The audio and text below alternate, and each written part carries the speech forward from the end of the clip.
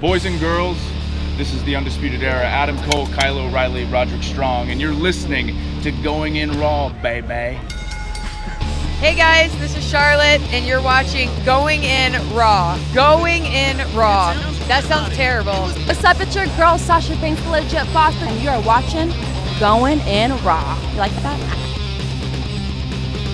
Hey, friendo, Steve here. And Larson. And welcome back to Going In Raw, the only pro wrestling podcast you need to be listening to right here at youtube.com/Steve and Larson, and available wherever podcasts can be found. Be sure to hit that subscribe button and the little notify bell next to it if you're watching us on YouTube.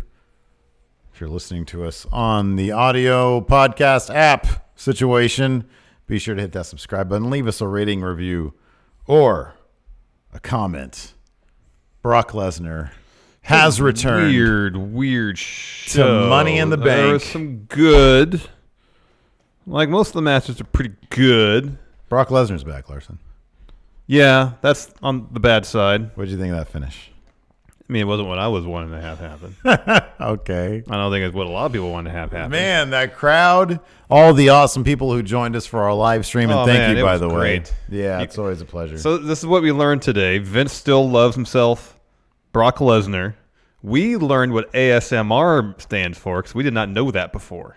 Do you remember what it's? Audio, sensory, auditory, sensory, median. It's like meridian. I don't know. Whatever. So we didn't actually. I don't know what the acronym stands for, but I found out what it was. I knew it's that. pretty much sooth talking. It's in noises. Yes, like you can also soothing noises and soothing talking. Anyways.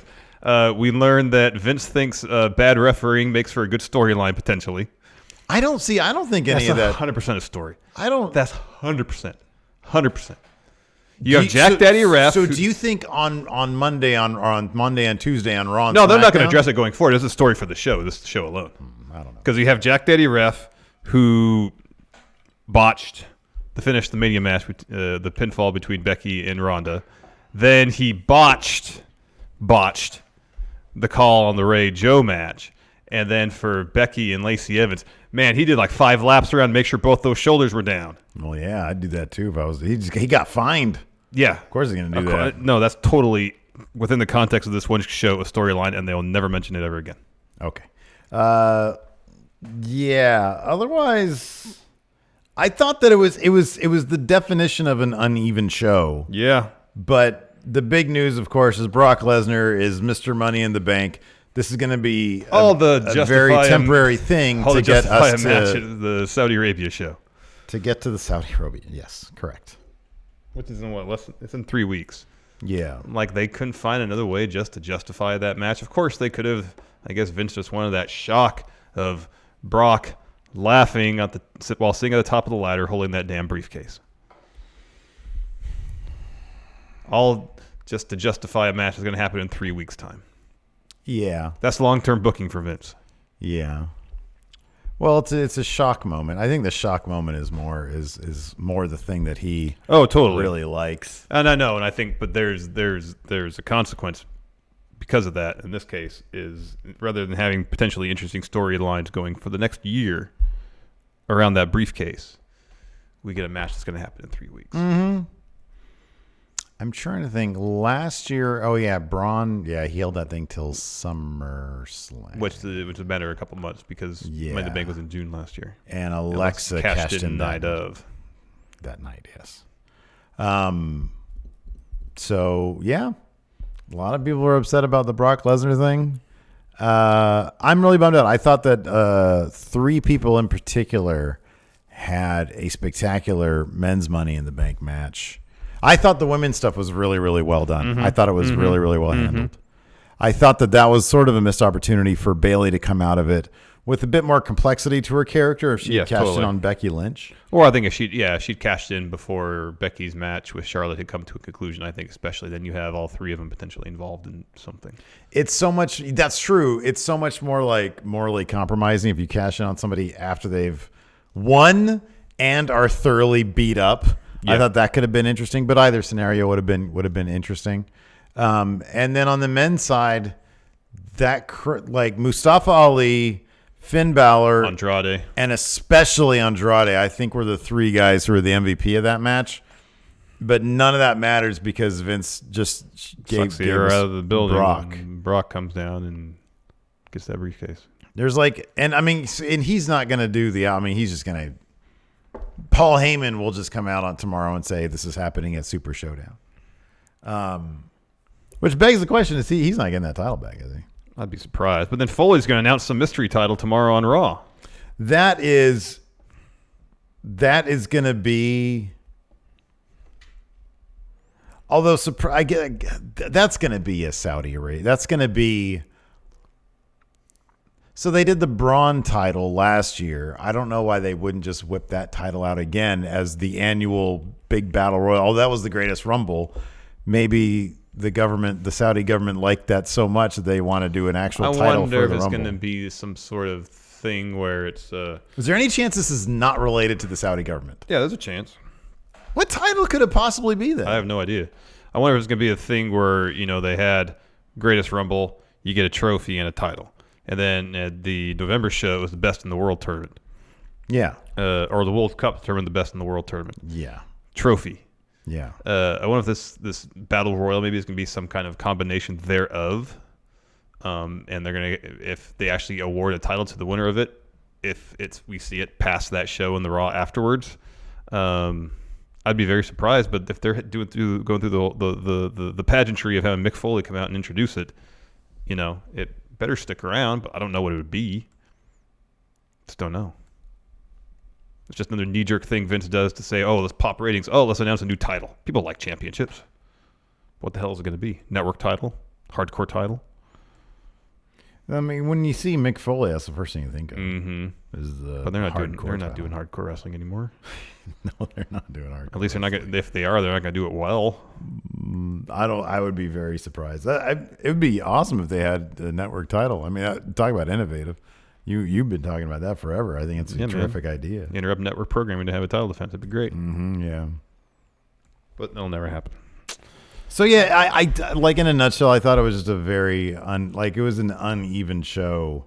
Yes, kind of throughout. I mean, the best match was obviously Seth versus AJ. Yeah, that was really good. I mean, up until the finish, the men's Money in the Bank was really good. Well, the cage match with Miz and Shane was pretty good. That is such a stupid finish. It was a silly ending, but they're telling a story there with Miz really wanting to go for those superplexes and those being his downfall. Kevin Owens was good, but the crowd wasn't into it. No, because they preceded it with a large squashing Lucha House Party. Yeah. Well, they did that, but also, I mean, it's tough to follow Seth AJ. That's rough. Yeah, I know. I mean, that crowd, I honestly, even if Lars wasn't there, I think that crowd would have been dead. Because, you put so much into a match, and then no matter what follows it, you're just going to be sitting there doing nothing. But, yeah, Lars coming out, the crowd just didn't care for him. I don't know if they would have ever. Nope. Anyways, pre-show kicked off with your SmackDown Tag Team Champions, Daniel Bryan, Eric Rowan, taking on the Usos, who are on Raw.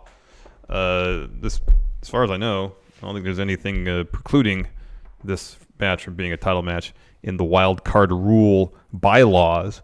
However, it was not a title match for the SmackDown Tag Team Championships. I mean, yeah, I know. It makes sense. I mean, they're from Raw. This is a grudge match more than anything, so I get it. And they never announced that it was a title match in the first place. No, I just assumed it was because the tag champions are involved in a tag team match. Yeah. Usually, in those auspices at a pay-per-view, titles are up on the line. Well, I just don't think that. I mean, the wild card rule is many things. Look, we have no idea. Evidently, we're just piecing this together. Wild card rule, prohibits or precludes people from wrestling for titles across brand. You can't do that. You can show up. You just can't wrestle for a title across brand. Have we had a title match across brand yet? When Kofi was on the first night, didn't he defend his title? But it was against a SmackDown. That was against AJ. Was it against AJ? It was against Seth. It was title versus title. Not the one after Mania.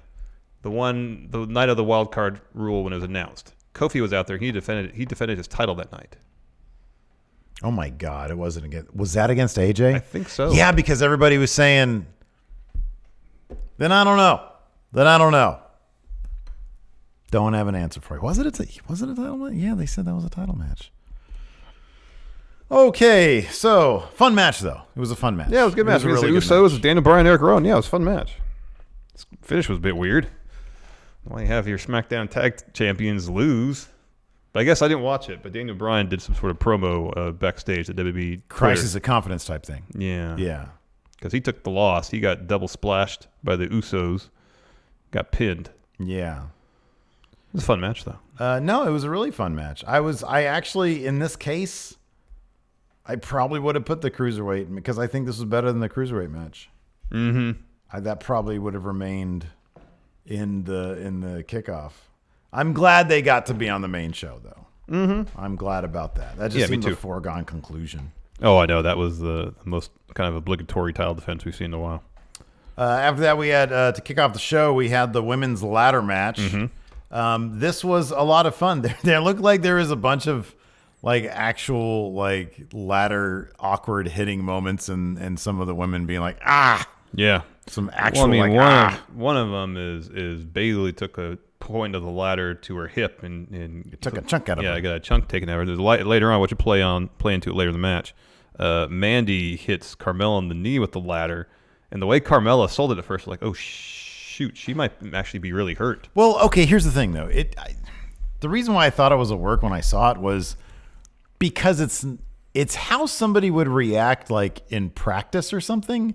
But if you're out there performing, they have protocol for if you're actually hurt, don't shove the person away and say, you just hurt me.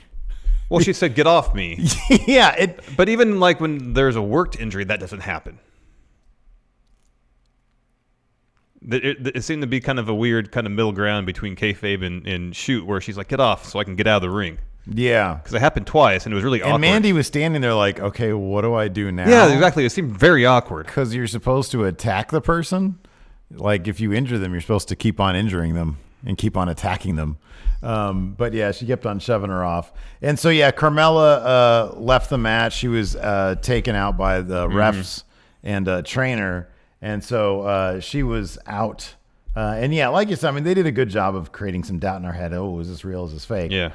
There was a lot of great moments. Naomi was dressed up like this is another thing we learned. Bumblebee from the Teen Titans Go. As much Bama she's really into Teen Titans Go, but she just likes the same ones. And I'll just put it on and I'll stop paying attention. She'll be like, give me the pancake one. Okay, I'll do the pancake one or the waffle one. So anyways, Naomi dressed up like a character named Bumblebee from the DC universe. She was doing all sorts of cool stuff. She did there was one bit where there was one ladder on one side held by some competitors on the other side as well, and they were going to sandwich her. They go for that. She drops down doing the splits, and so they hit each other. Yeah. That was really cool. There's a couple cool sequences with her where she's showing off her athleticism. It's pretty neat. There was a cool bit where Bailey did a sunset flip. I'm sorry, she sunset flipped Dana Brooke into the ladder. Yeah, usually the sunset flip she does into the corner turnbuckle. There's a ladder there this time. Yeah, they had done the R1 or R1. Yes, L1 totally sandwiched there. Yeah. Then there's that spot where there's a ladder upright, and then Bailey sandwiched in between it. Two competitors either side. She sells that. She falls on the ladder. Naomi hits her split-legged moonsault on top of her. That was cool. Dana climbs to the top of the ladder, and she's holding onto the cable that holds the briefcase up. And then Mandy Rose kind of knocks her off the ladder. So Dana Brooke's up there dangling. That was cool. From the cable. It looked very scary. It looked extremely scary. Yeah. Mandy was trying to carefully guide her back so she get her foot in the ladder. That happens. Everybody climbs up on the ladder. Natalya pushed it over. And then she gets up, and then Ember hits her with a eclipse from off a ladder outside of the ring. That got the crowd huge into it. Yeah, man. Because that was a really cool. We really wanted to see that. It wasn't quite off the top of the ladder. That would have been terrifying. Oh, absolutely. But she hit it a couple of rungs from the top. It was really, really cool. Yeah, right after that, Mandy hits her finish on Ember on top of the ladder. And that's when Carmella comes back. She lays into Mandy. They're fighting all around ringside. Carmella gets in the ring. She starts to climb the ladder, and then Sonya pulls her off and spears her. Gives her a great-looking spear. Yeah. This was awesome. This was really my cool. favorite bit was a good spot. of the match. So Sonya is desperate to get Mandy that win. So she goes out, and she sorry, she goes out and she like starts bringing Mandy, but Mandy's kind of like half dead weight and half not. She's so out of it. She ate a super kick from Carmella earlier. So Sonya brings her in and she's like, what the hell do I do? She puts Mandy on her shoulders in fireman position and starts climbing the ladder to get up there. She finally sort of positions her up and Mandy's about coming to. Bayley comes out of nowhere, climbs up there, gives him this death stare, shoves them both off, grabs the briefcase. Yeah, it's cool. Your new money, Miss Money in the Bank, Bayley. She did an interview. It's afterwards. interesting. She did that death stare and then she did a little smile, then pushed him off. Yeah, that was awesome. That was great. Yeah, then Charlie gets in the ring and does an interview, references Sasha. According to Charlie, I believe, Sasha is technically on Raw. He said, you're here on SmackDown. Sasha's over there on Raw. You've had a kind of an up and down last few months, being first tag champions, losing those titles, being split up from your tag team partner. How does this all feel? And Bayley says, all that was great, doing stuff with Sasha. However, when I came here, I came here wanting to prove that, I'm singles wrestler. I can be champion. No, I have briefcase. Now you can call me Miss Money in the Bank. Money in the Bank. So after that, we had Triple H backstage, not talking to Luke Harper. Instead, he was talking. Maybe he was. It was never clarified who he was talking to. He was very excited about Bayley getting that briefcase, though, one of his NXT people. And then he was interrupted by Sami Zayn, and he was asking Paul where Shane was. Says, we have a problem here. It's a problem that concerns all of us. Braun Strowman wants to basically eat me. Yeah, and Triple H said, listen, Sammy, don't worry, Braun. He's banned from the building. He's not going to be here. If you want protection, tape your hands up, your fists up, and then go away. Get out of here. Braun's banned from the building. Nothing to worry about. Yeah. Next, U.S. title match, Rey Mysterio taking on Samoa Joe. This match was short, like their Mania contest. Are we going to get an actual long match between these two? I hope. That could be great. It could be wonderful. Early on, Joe got his nose busted open. So the finish saw Rey hit a Rana. Yeah, that looked ugly too. Yeah, it was a little clumsy and was supposed to go right into a roll-up for a pin. And so Jack Daddy Ref, I don't know his name. He's a real buff guy. Super tan. Whenever I read his name, I remember it. And then I forget it. Yeah, same here. And so Jack Daddy Ref is counting the pinfall, but Joe's shoulder on the opposite side of the ref is up by 6 inches. So sometimes he's basically laying on his side. Yeah, sometimes I sleep on my side. Yeah. That's what he looked like. Yeah. He was way up on his side. There was no doubt. I mean, it was cartoonishly off the mat. Yeah. Ref doesn't see it. Counts the pin. Rey is new U.S. champion. And so, of course, commentary, whether it's to cover up a massive mistake or to advance the story, whatever the case may be, calls out the fact that Joe's shoulder isn't on the mat. At first, they're like, oh, well, I don't think Joe's shoulder's on the mat. Well, no, it's not. Yeah. And Corey was like, I want to see this again. And yeah, clearly he was on his a good side. 6 inches. Yeah, anyways. So then Dominic comes down to celebrate with Joe. They're on the ramp. Joe runs in, lays out Rey, hits him with a couple Uranagis in the ring, then a senton while Dominic looks on.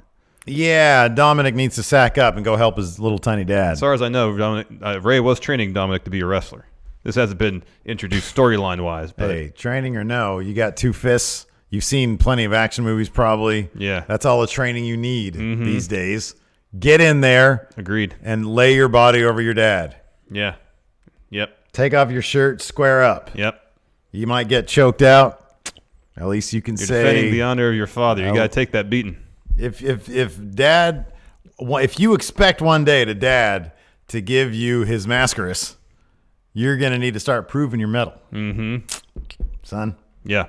Moving on. Exactly. Moving on. Hey, look, Braun is in the arena. He's tearing stuff up backstage looking for Sami Zayn. He's very upset. Very upset. After He that. picks up a PA by his collar, puts him against the bus. HR problem. Very intimidating. HR issue. Yes. So next we have Shane versus The Miz. Steel cage action. Action now. Miz, as soon as the bell rings, starts running up the wall of cage, tries to escape. Very smart. Miz pulls him off Yeah. the wall. This is a good match. Yeah, I it enjoyed was. this. I like this bit when Shane went for coast to coast and Miz got up and just caught him. Awkwardly put Shane in the figure. Yeah, well, that part wasn't so great. There was 2 parts that weren't that great in this, and then the finish wasn't that great. Yeah, let's see here. But yeah, when Shane gets put in the figure 4 and he tries to, it's no rope break, even though there was a rope break later on.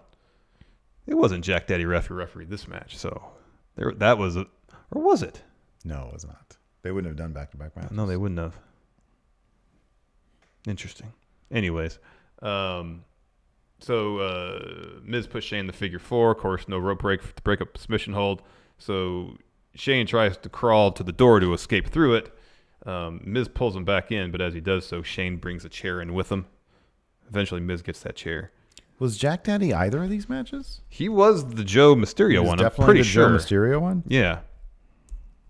Pretty sure of that. I like the skull-crushing finale off the... on the chair? Yeah, onto the chair. I thought that was good. But then Shane gets his foot up on the rope, and that shouldn't be a rope break. Yeah, that was weird. That was a mistake.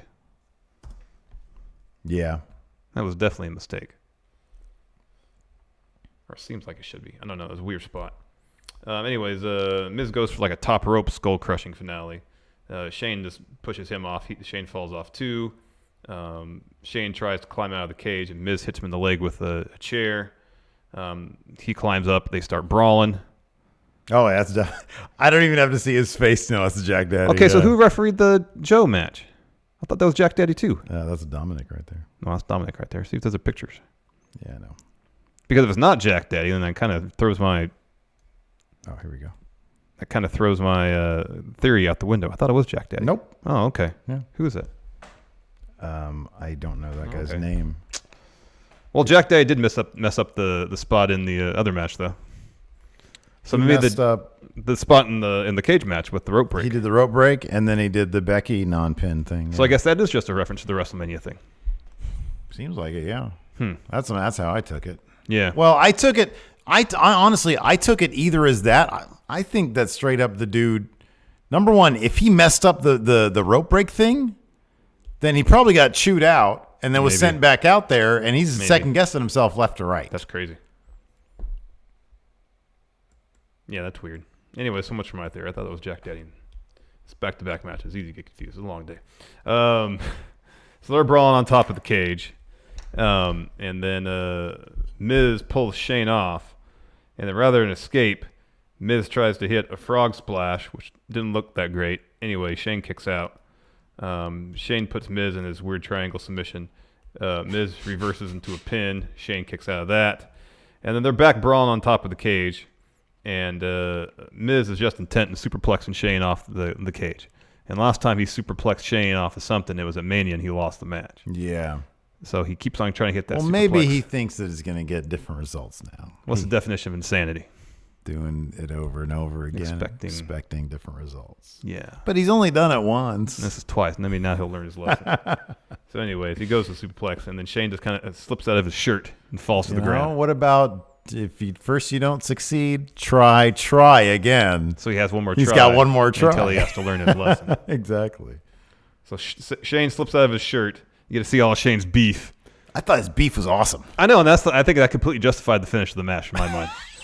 Totally. Didn't mind it. It was cartoonishly stupid. It was, but the story is how Miz snatches defeat out of the jaws of victory, essentially. Mm-hmm. Because the Mania match, he had the upper hand most of that match. Yeah. And rather than go for the win, he went for revenge and lost. And it's kind of the same thing here. Cage matches are kind of silly in that the person who totally loses the match can totally win the match. I know. Like Kevin Owens and Braun Strowman. Yeah. Braun Strowman throws him off the top through a table. Kevin Owens technically wins. Yeah, it's really silly. Braun barely ate any offense from Kevin Owens. So Shane wins. We get to see his beef. And, of course, Miz upset. Yeah. This feud will continue, which is good because I really enjoy this feud. Yeah, me too. Great work. Me too. Bring George back into it. Hell yeah, man. He had a run-in at an indie show this past weekend. That was awesome. That's crazy. George, baked potato face. Yeah. The next David Arquette. Yeah, there you go. Next, they had this announcement that Mick Foley is going to announce a new title on Raw. Talked about that a bit. Who knows what it's going to be? Could it be involved in the Saudi Arabia show? Could it be something else entirely? The fact that Mick Foley is going to be the one to introduce it. Let me ask you. Here's the obvious. This is the obvious response.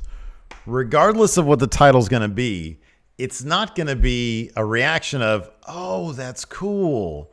It's going to be, "Oh, really?" That's going to be the thing. And I hope, look, if it's like a woman's mid-card title, oh, that's cool. If it's a trios title, oh, cool. 205 tag titles, oh, cool. Network title. Oh, awesome. Saudi title. Wild card title. Ugh. Blah. The one above brand title other than the women's tag titles. In storyline, Steve Thunder created his own title. Oh, yeah? You do that when you're feuding with The Miz for the IC title. Oh, yeah? So, of course, I made the Thunder title. All right. And the side plates are, there's 4 roster members from WCW Thunder. All right. Nash. Okay. Hall? Luger. Oh. No Hall. Raven. Wolfpack Sting. All right. And Goldberg. All right. No. I took something. No. DDP's on there. Oh, okay. That's good. So one of those guys isn't on there. But DDP is. DDP's great. After that announcement, Triple H is running through the backstage area with some other people, and they go backstage Finally. to find that Sami Zayn has been apparently attacked, beaten up, and By the Batman. Yeah. It seems like something for the Batman where he tied some sort of apparatus around the ankles and suspends him upside down. Damn you, Robert Pattinson. Yeah, that's good casting though. That's great casting. Have you seen Good Time? I haven't. I've only seen him in the Twilight films, That's good. That's good. but I thought he seems like a good actor. Yeah, I dig him, man. I want to see Cosmopolis. Yeah. Jeff said it's good. And As- it's Cronenberg. As corny as all those Twilight movies are, I thought he was fine. I mean, Good Time is so good. Yeah, I know you mentioned that. I really just hope that whatever they do with that movie and then whatever they do with the Joker movie, I hope they make a lot of money and everybody wants to. Because how great would like a scene between Arbats and freaking Joaquin Phoenix be? It'd be great. It'd be something else, man. It'd be something else. It's good. It's good stuff. It would be better than something Jared else. Leto. Yeah, I never saw the Suicide Squad. I saw only like the Joker bits. It's so bad. All those stories you hear about all the antics that Jared Leto did to get into character, or whatever. Just a fake dude. What a fake news guy that is. Ugh. Garbage. Next, Tony Nese versus Arya Davari for the Cruiserweight I title. don't even like his band. Yeah, I'm not a huge 30 Seconds to Mars fan either. I know like one of their songs, and it's not. I forget which one is not good. I think they all kind of sound like to me. Never really got into it. Oh man. Anyways, moving on. Yeah. So cruiserweight action on main card. That's great. Tony That is Nese cool. versus That is cool. Arya Davari. Yeah. Fun match. Cool stuff. I But kind of feel like a 205. If it was on 205, it would have been better. That's how I always feel about cruiserweight matches. They did give this a decent amount of time, though, it felt Yeah, like. they did. It wasn't like a 7-minute match. It was like a 12-minute They didn't match. rush them through it, which is good. Let's see if they have the times here. They should usually have them up on Wikipedia pretty quickly. Yeah. Whether they're accurate or not is up for debate, but at one point, good back and forth. Tony Nese hits his tope, gets Arya back in the ring, hits a 450. Oh, 9 minutes. Felt like 12. It did feel longer than 9 minutes. Arya kicks out at 2. Tony goes for the running Nese. Arya responds instead with a super kick, hits his frog splash, then the hammerlock lariat. Nese kicks out. Tony, you're burying my finish. Yep. And then eventually, though, Nese hits a Frankensteiner, follows up with running Nese for the win. Decent match. Would have been a good 205 Live main event. Because they'd give it like 25 minutes on Yeah. 205. Yeah. But yeah, it was cool. I didn't feel like anything was missing from it, though, you know? No, and Davari, I mean, they really haven't built Davari enough to be worthy of like a 25-minute. I mean, yeah, he's good. But I like him as a wrestler. I just don't feel like in terms of meshing his character with his in-ring style, they found a way to do that to make him feel like a real threat to Tony Nese. sometimes like until you've meshed the two, what you're talking about, your character and what you do in the ring, they don't feel complete. Yeah, I know. And so they don't feel like they're championship worthy. I get you on that one. It just feels like, okay, we're going to have a match between you two, whereas there's the level of intensity and urgency from Davari just didn't necessarily feel there. Yeah. And I'm not trying to say that's a reflection of his wrestling abilities. I think he's great. It's just, they haven't really done a whole lot to build up Arya Davari yet. It's funny because I feel like before he had he was injured for a spell. Yeah. When he was doing like the Enzo stuff, I felt like there was a lot more meat to his character in and out of the ring than there is now. Yeah. In any event, after that we had Triple H. He found Braun Strowman and he said, "Listen, you can't be pulling Arbats on people and turning him upside down. You need to be professional. And Braun's like, I have no idea what you're talking about with Sami Zayn. And then Triple H is like, look, can you just be professional? Okay, I don't need you to lie to me. Be professional and go home. And Braun was like, fine. Whatever, man. Like he seemed legitimately like, hey, I really just wanted to be here. Yeah, I want to hang out. I want to watch the show. Like I'm Braun Strowman. You found a spot for Lars. Can you not find a spot for me? Maybe he wanted to host it. Could be. Maybe he wanted to do the Elias singing, leading into segments bit. Could be. Yeah. We've seen the musical abilities before. Yeah. Totally. Let him be a part of it. Yeah, let him be a part of the show. People like Braun. So that's actually a good time to mention that word came out prior to the show. Stephanie McMahon led a big all hands on deck meeting where she did a big rah-rah speech. Apparently they always do this, and she really hyped up WWE. Apparently they always hype up WWE social. We have a Probably billion. the one metric that's growing, and that's why. and she said, we've got a lot of competition these days. We got to compete with movies, video games, and now All Elite Wrestling. So she mentioned they're confirmed All Elite Wrestling is a real thing. Now it's a real thing because now WWE it's finally mentioned on their radar because they're having their first show this weekend. Yes. Next match, and it was pretty good. Lacey Evans making her WWE, I guess not her pay-per-view debut. She was in the Royal Rumble. Lacey Evans taking on Becky Lynch. Her and Lacey singles match. Lacey Evans had a hell of an entrance. She had some great-looking ring gear, green, money, and then she removes her skirt, and underneath a couple of holsters underneath. She got a couple money guns. She had money. She had guns that shot Lacey dollars. Yeah. And she was spraying the people with Lacey dollars. That was pretty great. That was great. Unfortunately, it didn't really pay off in terms of winning anything because she didn't lost. cash out of that match with a title. Yeah. Can't think of any more money puns in which to describe the outcome of this match. She had to make a withdrawal from this match by tapping out to Becky's Disarm Her. Yeah, that's good. Yeah, that's all I got. I got nothing. I did make a note here. There was Jack Daddy that did lapped around Lacey's shoulder several times to make sure. Yeah. So that's just a reference. It's got to be a reference to WrestleMania. Yeah, we kind of mentioned that during the finish. Lacey goes for a roll up. And then Jack Daddy, he just started like running laps around. And he made sure those shoulders were down. Yeah. But by doing so, he allowed Becky to reverse the roll up and to disarm her. But it was a really fun match. Becky started out really, really fast, bring it to Lacey, and then Lacey started working over Becky's arm, slamming on the apron and all sorts of stuff. It was good. It was good. Poor Jack Daddy. I really do get the feeling that he probably feels like Vince's microscope is on him. That could be. You know, he just has a big spotlight coming from Vince. I was trying to give him the benefit of the doubt. There was some story about all this, but I guess I was completely wrong. I think that dude is just trying to make sure he doesn't get fired. Could be. Or fined again. Could be. So right after that match, as Becky is heading up, Charlotte comes running down. Not running down, but she comes like jogging down kind of with a big grin on her Brisk face. walk. Yeah. And commentary is putting over, wait, this match is supposed to happen later on in the night. Well, Charlotte apparently did some backstage politicking and arranged to have that match happen right now. Mm-hmm. So Becky did have to fight back-to-back.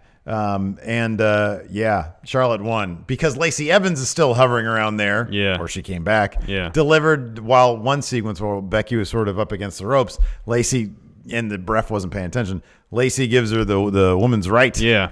And then Charlotte gets her with a boot. Yeah, so the sequence was they're on the apron. Charlotte goes for the natural selection move on apron. Becky holds on to the ropes. So when Charlotte rotates over, Charlotte just hits the floor. So the ref's checking on her. Lacey's there. Clocks Becky with woman's right. And then Charlotte comes back in. Tries to do like a Bexploder or Exploder suplex to Becky. But Becky rolls her up. Gets a 2 count. Becky gets up, eats a boot. Then she takes the loss. So it wasn't like it was directly related to Lacey Evans. Yeah. Do you think there's some weird like discussions backstage where they want Charlotte to win with help but don't want to make her look too weak in doing so? Yes, I think they probably have degrees. It's like, well, you can do this, but then we need to do this, this, and this in between so that there's just the right amount of help, but also Charlotte doing it on her own. I mean, also on top of that, like Charlotte is what, like a 15, 16, It's like 23 time. 9th reign or something. I think like this is that. her 9th one. And so, I mean, it's not like nobody would ever consider her a non-legitimate champion, you know? But I imagine it wouldn't surprise me if there was, we want her to look she cheats, but not too much. She cheats to get the upper hand, but not to get the win. Right. Or she'll accept help. So after that, Charlotte and Lacey Evans just start destroying Becky Lynch. Charlotte has Lacey Evans hold up Becky in the corner, and Charlotte's like chops her and starts just they're double teaming the killing heck out her of her, and then all the that kind of crowd's stuff. chanting for Bayley. And then her Bayley's music hits. Yeah, she obliges. She runs down the ring. She fights off Lacey, so she's out of the equation more or less. Charlotte drops her, and then there's this bit where Charlotte goes over to her SmackDown Women's title and grabs it, looks at it. She could leave right then. She could just go. She could just go. Just go. So, idea comes through. She smiles. She drops the belt. She goes to lay into Bayley some more. Bayley says, She recovers and then tosses Charlotte into the ring post. Yeah. And then so she gets up and she sees the sack of potatoes laying there. Charlotte. And she says, briefcase. She grabs a briefcase, shoves it into Kyota's chest, and this time he gets the hint immediately. Yeah, there's no hesitation on his part. Turns around, rings the bell, doesn't wait for Charlotte to get up, which I thought, wasn't that the thing, or was that just between... What am I thinking of? No, that's just for What's the match I'm thinking of? 2 out of 3 falls match. 2 out of 3 falls match. Yeah, you got to wait, or a gauntlet match. I think you have to wait to whoever is still in it. Gauntlet match. Maybe that's the one. It's definitely 2 out of 3 falls. A fall happens. You have to wait till the person gets up Yeah, before you can move yeah. on to the next fall. So anyways. So Charlotte's still laying there. Bayley hits R1 and R2 to pull Charlotte out of the corner a bit. Goes the top rope, hits an elbow. She wins. Yep. Celebrates in the crowd. It's pretty neat. Yeah, it's great. It's awesome. It felt like a fresh idea for a cash-in. I do kind of feel like a little bit of heelish Bayley, and she also Bayley had a new jacket coming out to Money in the Bank. Great looking kaleidoscope looking pants. She had some stars dyed into her hair Or spray painted. the spray dye stuff. Like a stencil. And Yeah, and then it was continued in makeup on her face. She had cool, really, extended eyeshadow and stuff. Yeah, it was blue. Neat. Yeah. Looked great. And she had new ring gear. Oh, it looked like a kaleidoscope, man. She looked amazing. It was great. So like you said, she celebrates in the crowd. It's a really great I moment. agree, though. It would have been interesting if she had cashed in either on Becky after Becky defeated Charlotte or before their one-on-one match ended. If it was a Seth cashing in on Roman and Brock type situation, just to give him a couple more potentially interesting story options rather than just having her just cash in on the heel who had just won the title. Yeah. It's just my preference. It would would amplify the idea that, hey, Becky's got these titles. She's got all the targets on her. Exactly. But, even, Force Horseman, which obviously has been no issue in terms of people going after Becky. Yeah. Just kind of heightens that. Anyways, next we see Roman walking backstage and then Elias cartoonishly sneaking up behind him with guitar in hand and then bashes him in the back with it. Then the camera just follows him right out to the ring. He grabs a Stratocaster. He's gone electric. Yes. It's like Dylan at the Newport, was it Folk Festival? There you go. 67, 66, whatever it was when he and the band performed his first electric set. Yeah. And so he drops a promo talking trash about Hartford, of course, making fun of the fact that the Hartford Whalers left Hartford to move to North Carolina to become the Carolina Hurricane. And then he does a song.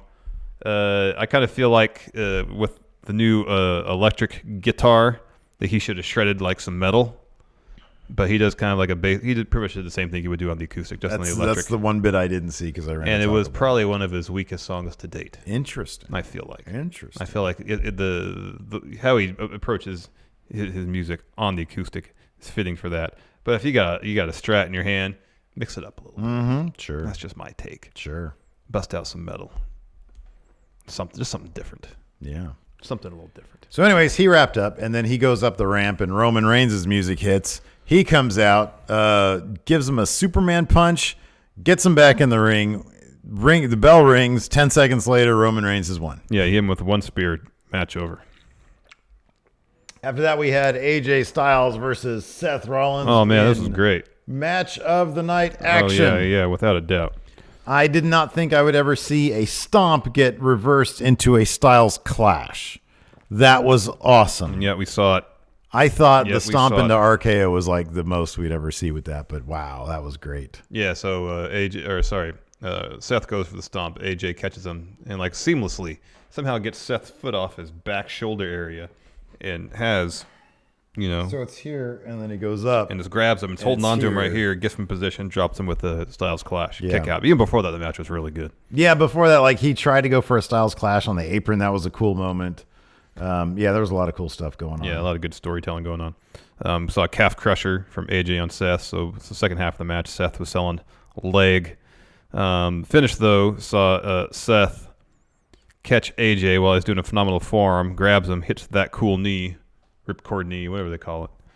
And then hits super kick, stomp, pick up the win. What do they call it these days? I know Cole calls it something knee. He's going for the knee. I think they just call it the knee at this point. No, Corey called it something else. I can't Did remember he what actually call it? It's not ripcord knee. It's something else. I don't know. Just like on Sam Roberts' podcast, he called it that cool knee. So that's what I call it. Cool. Anyways, fantastic match. Easily 4.5 stars. Probably one of the better, if not the best, main roster matches so far this year. I would agree with that. I thought it was really, really, really good. It's like that and Kofi versus Daniel Bryan at Mania are probably the two best main roster matches I think so far this year that I could think of. After the match, though, AJ, he leaves the ring, and he comes back. He gets face-to-face with Seth. There's a bit of a stare down. Seth raises the championship. AJ, rather than hit him, offers his hand.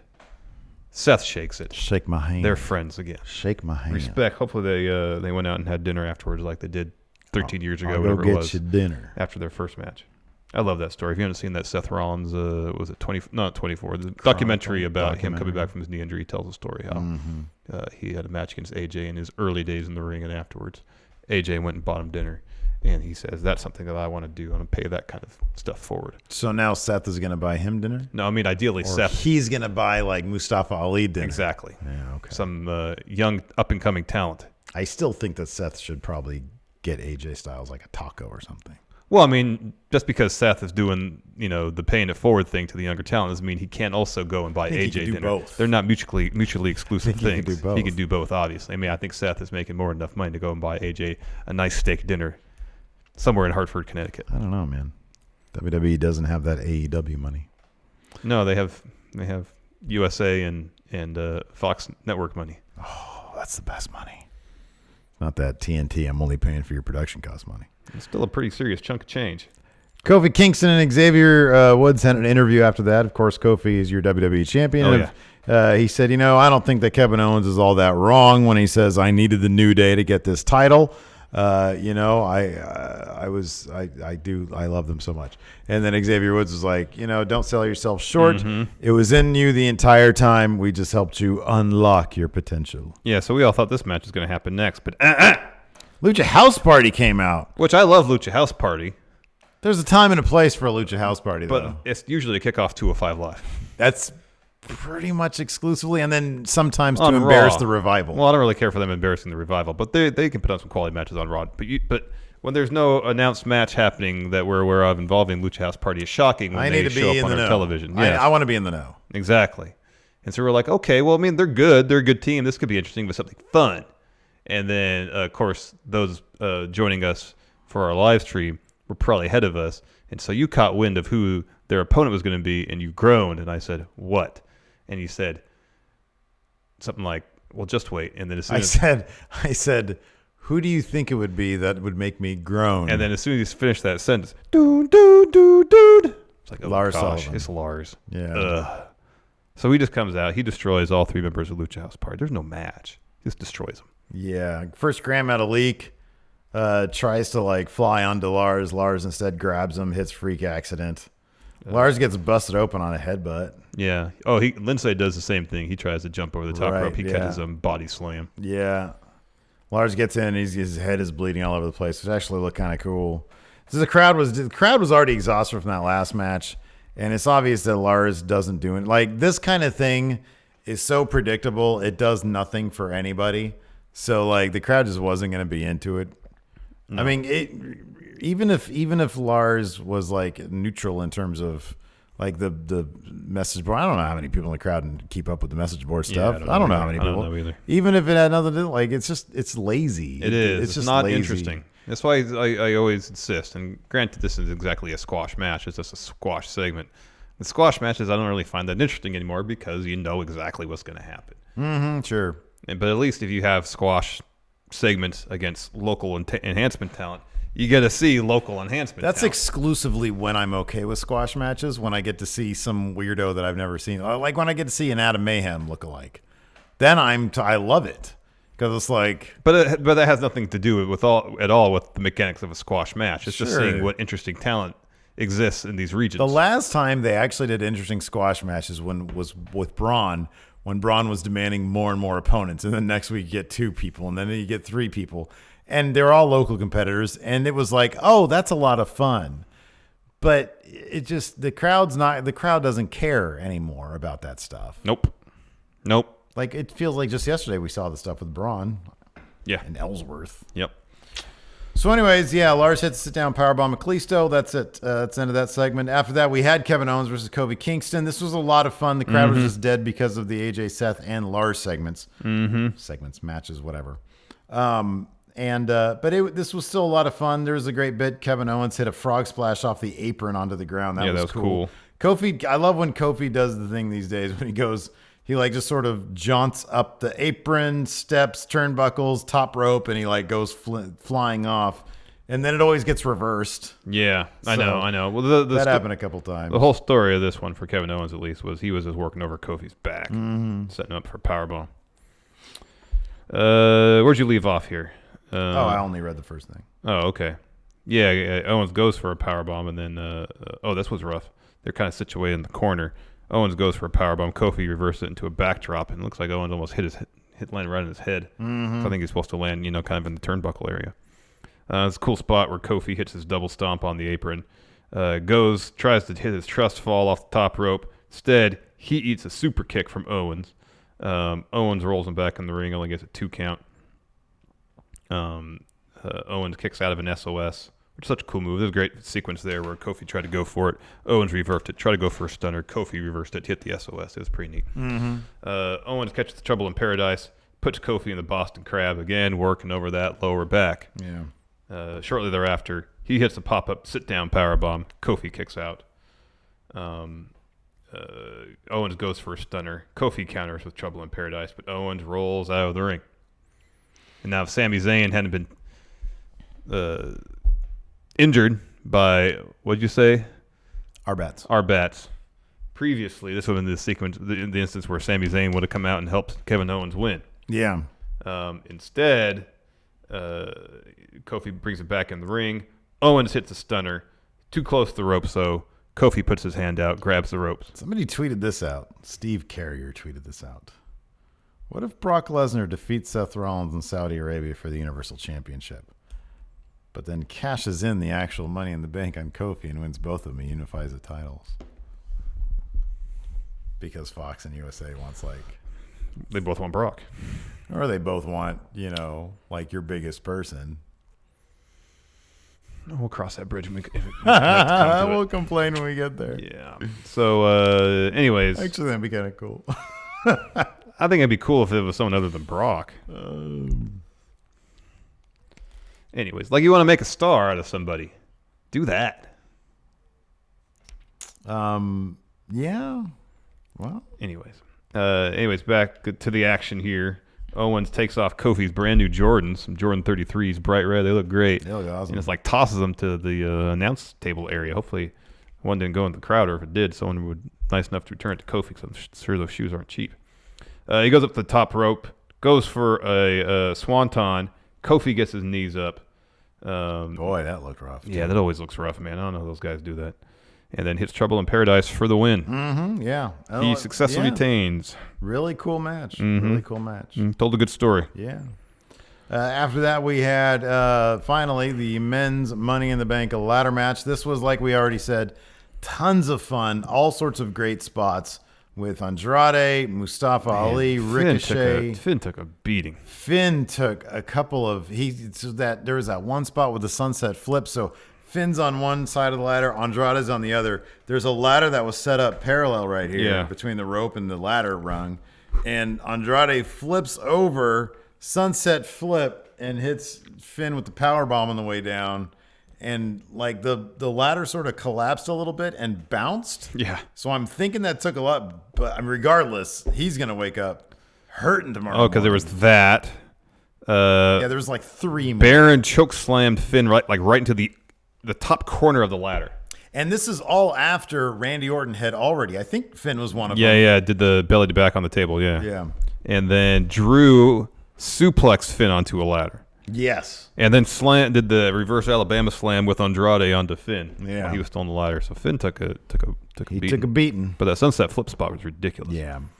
There's this cool bit where Orton is setting up Baron for an RKO. He does the voices in my head thing. He gets up. Baron pushes Randy into Drew. Drew hits Claymore for the first part of this match. Corbin, Drew, same page. Mm-hmm. They are working in synergy. But it didn't take long before No. the half match through. Yeah, but like there's points where someone set the ladder up in the middle of the ring. They try to go up it. Either Drew or Baron to be in there, fight him off, or mutually or together. And then as soon as they could, they take that ladder out from right underneath the briefcase, move it to the side of the ring so no one can climb up easily. Yep. Speaking of ladders in the middle of the ring, there was 2 of them set up. One, Mustafa was climbing. The other one set up by Andrade. Yeah. Spanish fly off the ladder. Oh, that was cool. And then Corbin chokeslammed Ali through the Spanish announce table. And that's when he swerved Drew. That was a killer chokeslam, too. Man. Because Mustafa Ali, he jumped super high. He sold the hell out of it. And then, like you said, Baron then tossed Drew over the barricade so that he could win. Yeah, he tries to win. He doesn't. He chokeslams Finn onto the ladder. I mentioned that.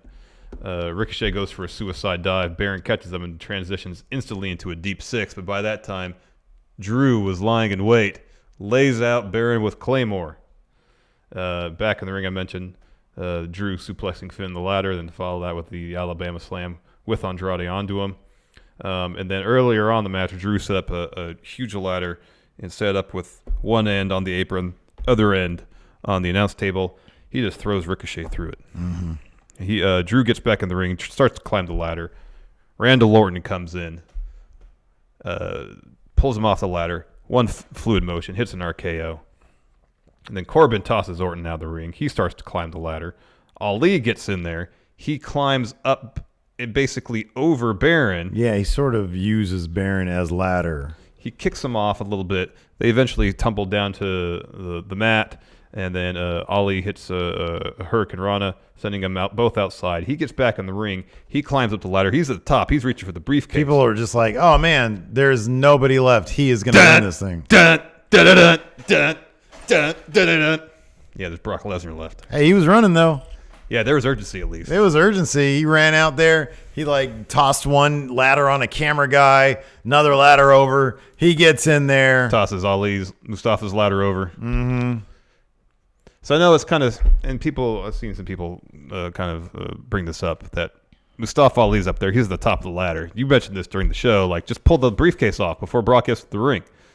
I don't know why they insist on waiting for that. I get, the image is dramatic where Ali's at the top of the ladder trying to get the thing, and they didn't go for the close-up even of him realizing the situation he's in. He still got the long shot and then cut to the ramp. But, what if he's starting to climb up the ladder, then the music hits, and he has a realization is, oh shit, I need to scramble up this ladder and get this briefcase ASAP. So there's a tradition in Money in the Bank matches where at some point somebody's got to bat it like they're a cat. Mm-hmm. And that was that because, they did, as Brock was coming down, you did catch a long shot, and he's doing that. He's just it's just flinging he's like all of a sudden his fingers don't work and he can't bend them. He's like the penguin. Yeah, he's the penguin. He's doing this. And he's batting around. Wearing mittens. I know, it's just silly.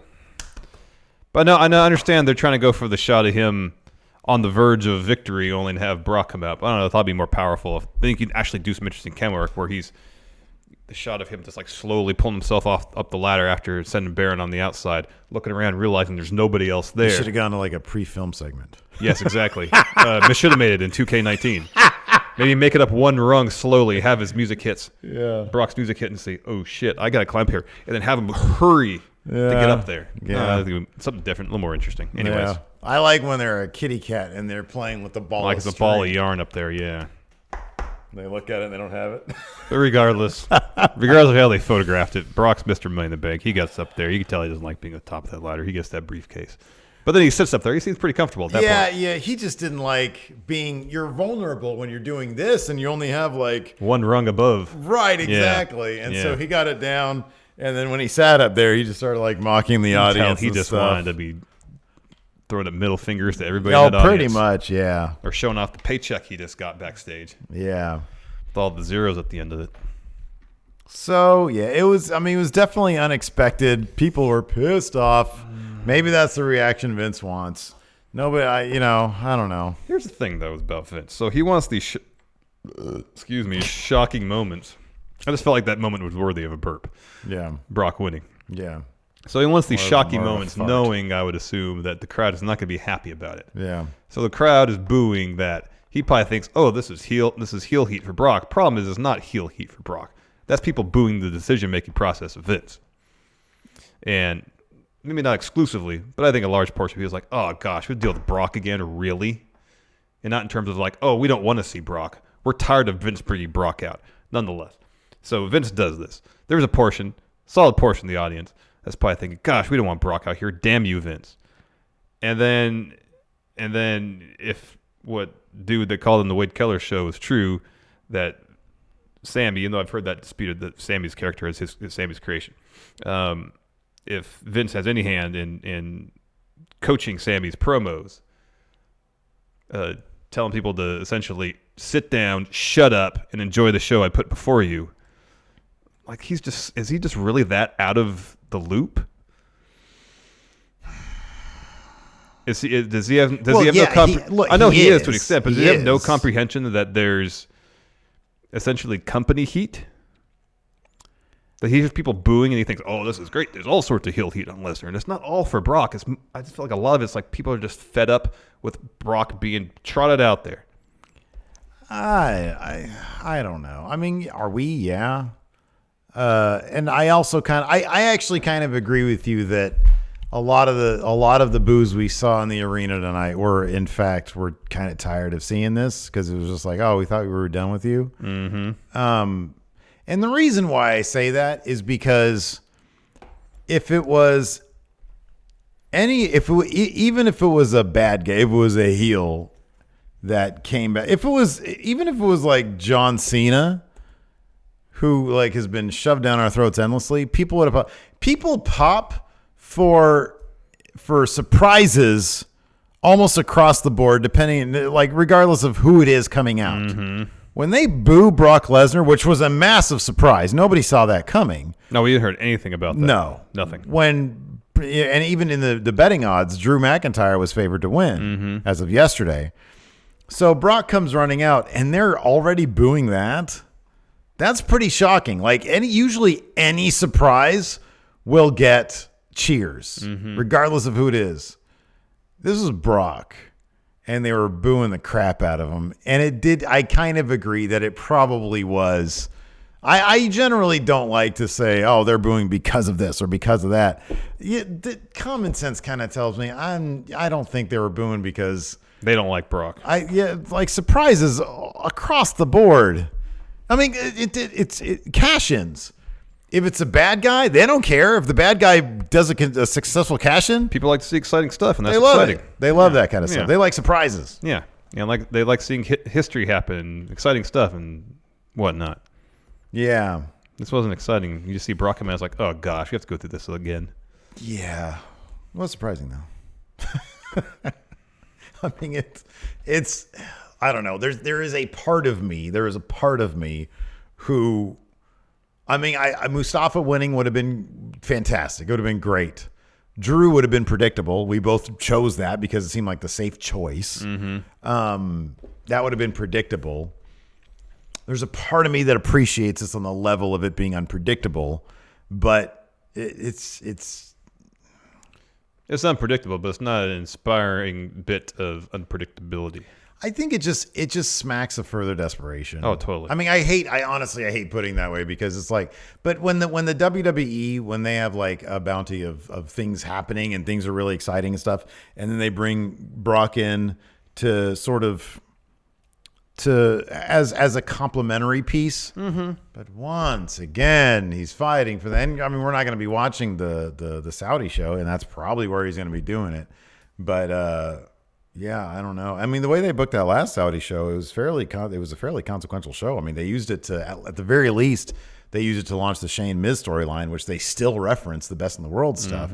So they're not shy about promoting the stories that happen. It's not just a glorified house show. I think they're making a point of making it storyline wise consequential. And it seems like if they're going to unveil a belt using Mick Foley, and it is related to the Saudi thing, that title's going to be around it's going to be a thing somehow, some way. I don't know. I don't know. I mean, I don't know. It's just, it is what it is. Hopefully they have the match in Saudi Arabia, and Seth wins. That's that. And then that's that. But I don't know. I mean, I think that here's the thing. If Brock shows up tomorrow, is there a basketball game tomorrow? Yeah, Golden State's tomorrow, right? Yeah, I think Game 4. Yeah. I don't know what their metrics are for ratings. But if Brock shows up and there's a big showdown and he announces, I'm going to cash this in at Money in the Bank, or maybe Paul Heyman's going to say, we don't even need to do this, and in which case he could cash in on Kobe. I don't know. Well, the funny thing is, though, if Paul says he shows up Raw and does that, it's like, we don't even need to do this. We have justification, get a title match regardless. Rematch, yeah. Then why the hell would you bother putting that briefcase on Brock Lesnar then? Oh, I'm saying in that scenario to do what the tweet said. I know. Yeah. I know. You know. Because Brock wants both titles, and that's how you do it.